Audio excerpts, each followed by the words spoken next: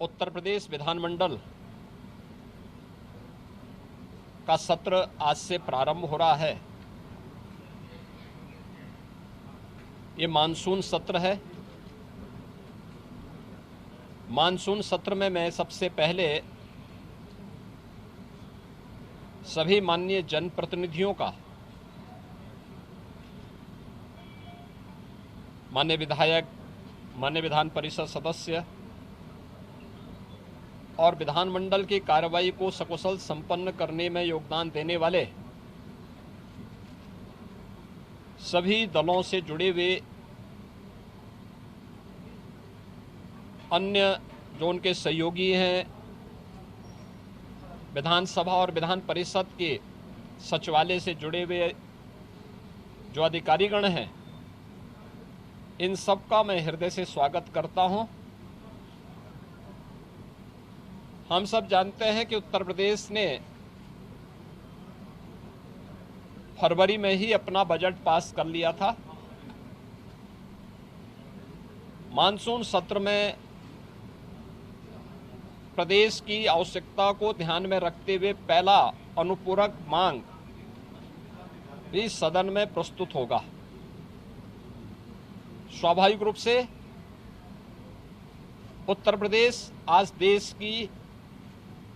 सबसे बड़ी उभरती हुई अर्थव्यवस्था की ओर अग्रसर हुआ है और यही कारण है कि उत्तर प्रदेश ने पिछले 7 वर्ष में प्रधानमंत्री मोदी जी के मार्गदर्शन में, उनके यशस्वी नेतृत्व में जिन ऊंचाइयों को प्राप्त किया है वे अभूतपूर्व हैं, अविस्मरणीय हैं, अनुकरणीय हैं। सदन की कार्रवाई सुचारू रूप से चले और उत्तर प्रदेश के इस विकास में सभी माननीय सदस्यों का, वे सत्ता पक्ष हों या विपक्ष हों, सभी का योगदान मिल सके, इसके लिए मैं सभी माननीय जनप्रतिनिधियों का आह्वान करूंगा और खासतौर पर विपक्षी सदस्यों से मैं कहूंगा कि वे जिन भी उन रचनात्मक मुद्दों को लेकर के सदन का ध्यान आकर्षित करना चाहेंगे, प्रदेश के विकास से जुड़ी हुई, प्रदेश की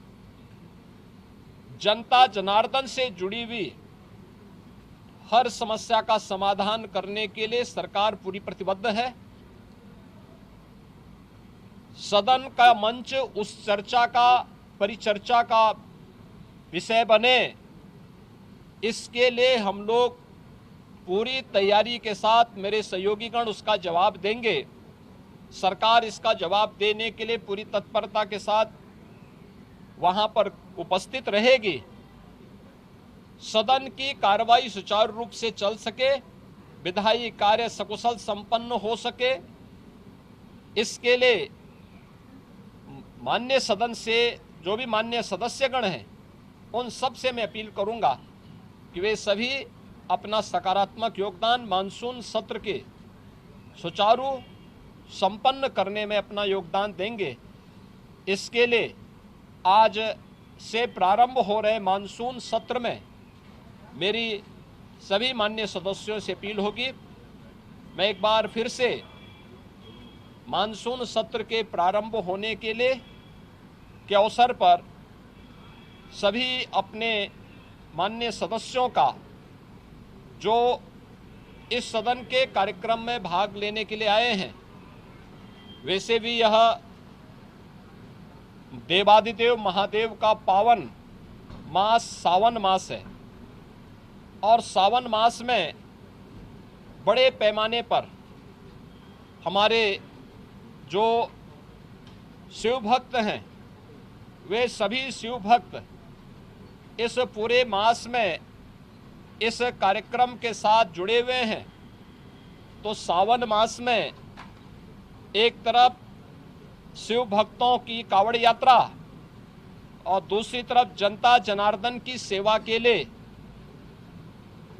निरंतर प्रयत्नशील हमारे जनप्रतिनिधिगण